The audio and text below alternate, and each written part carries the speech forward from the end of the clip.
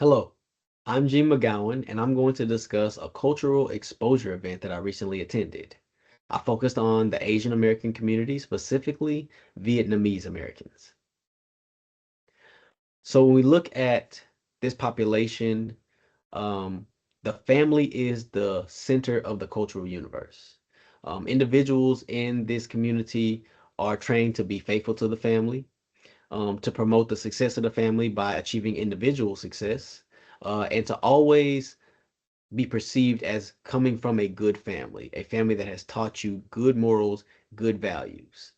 And within this community, we see that there's a focus on the patriarchy. So older males, their thoughts and desires tend to be more weighted than other members of the family. Additionally, I noticed that we tend to see parents pushing their children towards high academic achievement, and that flows right into vocational choices because there are sets of vocations that are seen as good and promoting the success and welfare of the family, and then there's other vocations that are much less desirable. And within the Asian American community, we tend to see collectivism be prevalent, uh, but that collectivism shows itself in many different ways, whether it's the order in which people are allowed to speak, the way that food is served, and even in the stories that are told. Historically, the Vietnamese have suffered some oppression, specifically right at the end of the Vietnam War. South Vietnamese soldiers that were fighting right alongside American soldiers were being persecuted. The Communist Party took power, and they were persecuting these soldiers and their families, putting them in re-education camps. And that actually drove a lot of Vietnamese people to leave and flee Vietnam for the United States. Unfortunately, when they reached the United States, they were the victims of racial discrimination by the immigration system, but also by just everyday Americans. And if we fast forward and look a little bit more recent, we see that during the COVID-19 pandemic, there was a significant uptick in hate crimes perpetrated against Asian Americans. So onto the summary of the actual event. The event was called Fragments. It was a play that featured a lot of little different vignettes. And the vignettes were traditional Vietnamese folk stories that teach morals and values. And that was weaved within the context of a story of a grandmother and granddaughter.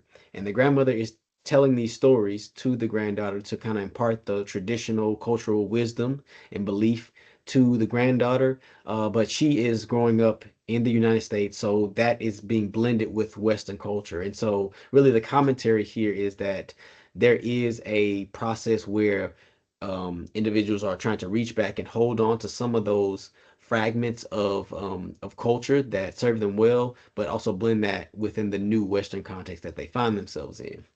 And so I noticed three different impacts. Number one, acculturation is a significant has a significant impact on Vietnamese families as they migrate to the U.S. Secondly, uh, that there is a high value placed on having patience and having humility, both in the story of the grandmother and the granddaughter, as well as the vignettes of the Vietnamese folk stories. The characters that exhibited patience and humility were ultimately rewarded the most. And then lastly, um, there was a high value placed on being indirect and more subtle in communication. There was situations where the granddaughter was upset and she expressed, you know, really intense emotion, and that was seen and portrayed in a negative light, as well as in the characters in the folk stories. So overall, this was a awesome event to attend. They actually served a meal before, so we got a chance to experience some traditional Vietnamese food. Um, and then we got to experience the show as well. So I really enjoyed it.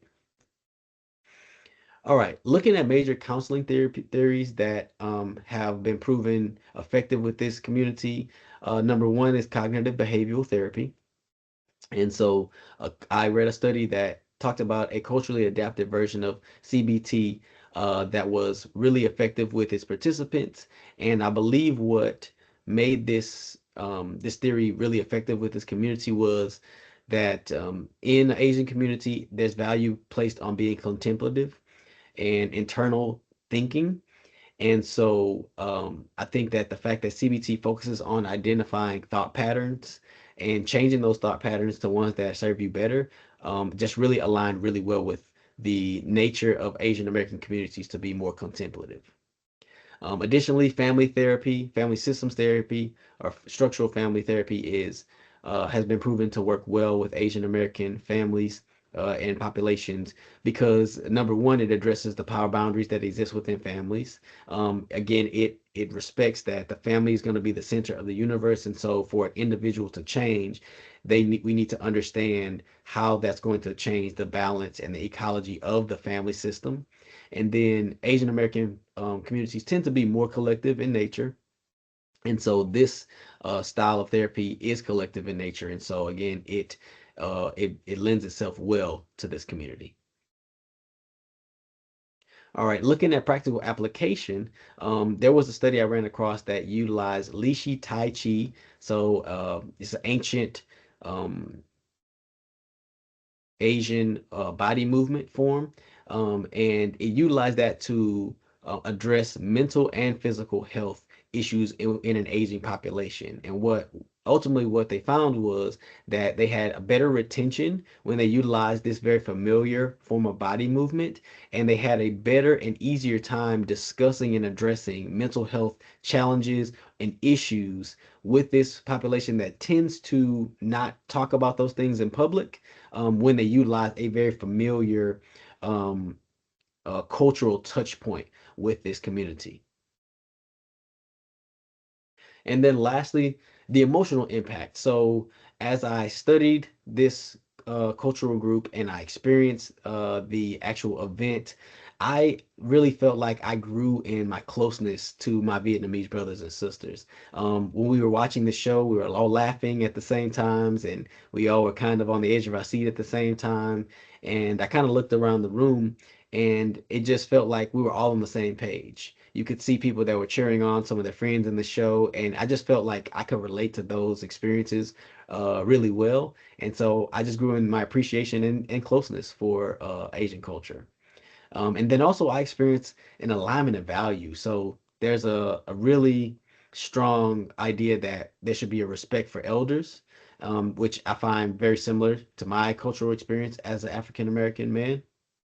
And then food as an expression of love, right? These college students uh, prepared this wonderful meal as an act of love before we would be ready to enjoy the show. And I think that that was design was purposeful, and so it was appreciated. And so I felt like I felt a kinship and I felt a closeness to the participants and to this community as a result of participating in it. Thank you.